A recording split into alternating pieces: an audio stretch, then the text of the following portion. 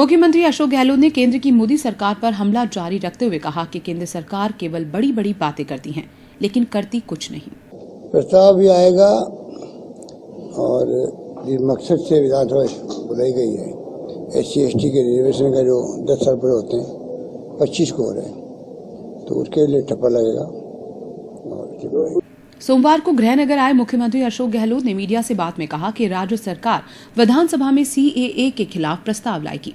उन्होंने कहा कि देश के वास्तविक मुद्दों से ध्यान भटकाने के लिए CAA, NRC और NPR जैसे मुद्दे लाए जा रहे हैं। बड़ी बड़ी बातें करने के अलावा कुछ नहीं है। तो कोई इशू है, मान लीजिए मंदिर का इशू था, 370 का है, या अभी NCR, NRC लेके आ गए, CAA लेके आ गए, NPR लेके आ गए, तो इनको ये ध्यान भटकाने का काम कर रहे हैं। असली मुद्दे देश में है कि लोग रोजगार कैसे मिले, नौजवानों को कैसे आर्थिक स्थिति मजबूत हो, कैसे इन्वेस्टमेंट आए जिससे नौकरी लगने लगे प्राइवेट सेक्टर के अंदर, और कैसे पब्लिक सेक्टर की इकाई आए जैसे कि रिफाइनरी आ रही है और तेज गति से काम हो उसका।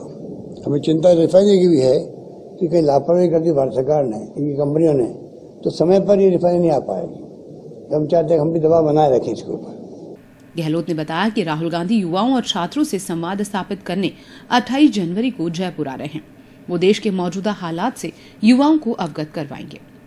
एक्सपोर्ट नहीं हो पा रहा देश से, बिना एक्सपोर्ट के आपकी इकोनॉमी ठीक नहीं हो नहीं सकती।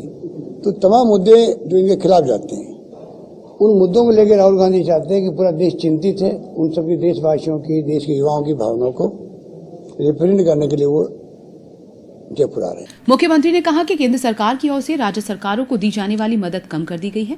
जल्द ही कांग्रेस शासित राज्यों के मुख्यमंत्री दिल्ली में एकत्रित होंगे। कि भारत सरकार ने राज्यों की कटौती जो की है, वो डिवोल्यूशन बहुत कम कर दिया है। जो हमारा हक बनता है संविधान के अंतर्गत, उस हक को मारने का कोई उनको अधिकार नहीं है। वो ये बहाना नहीं कर सकते GST के पैसे कम आए, कम दे रहे हैं हम लोग। अगर राज्यों को पैसा नहीं मिलेगा तो उनके प्लान पूरे कैसे होंगे, और स्कीम जो बनेगी केंद्र सरकार की CSA की, वो कैसे पूरी होगी।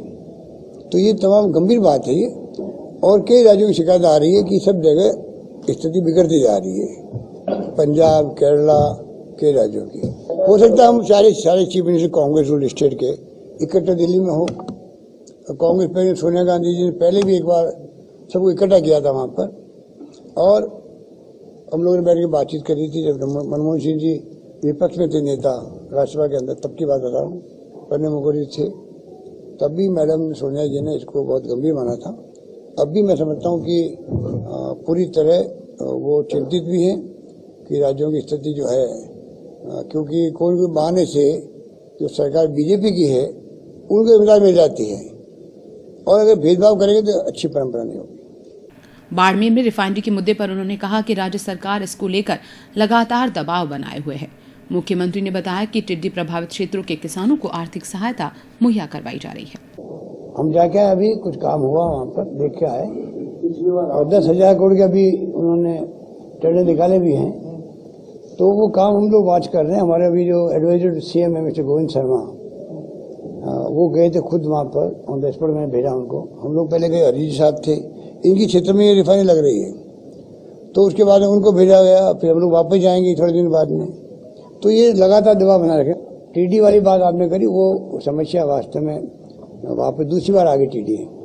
अभी बीकानेर के अंदर, हनुमानगढ़ के अंदर, इवन बाड़मेर के कुछ इलाकों के अंदर, जालोर के कुछ इलाकों के अंदर, तो हम लोग पूरी तरह बात रख रहे हैं।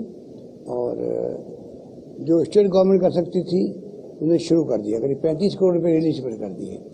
तो हम लोग अपने स्तर पे काम शुरू कर दिए और आगे और बढ़ाएंगे काम को। जैसे गिरदावरी रिपोर्ट आएगी वैसे वैसे आज ऑनलाइन पैसा जाता है, वो पैसा हम लोग रिलीज करते जाएंगे। और फिर इंश्योरेंस की बात आएगी तब हम लोग और ज्यादा मॉनिटरिंग करेंगे।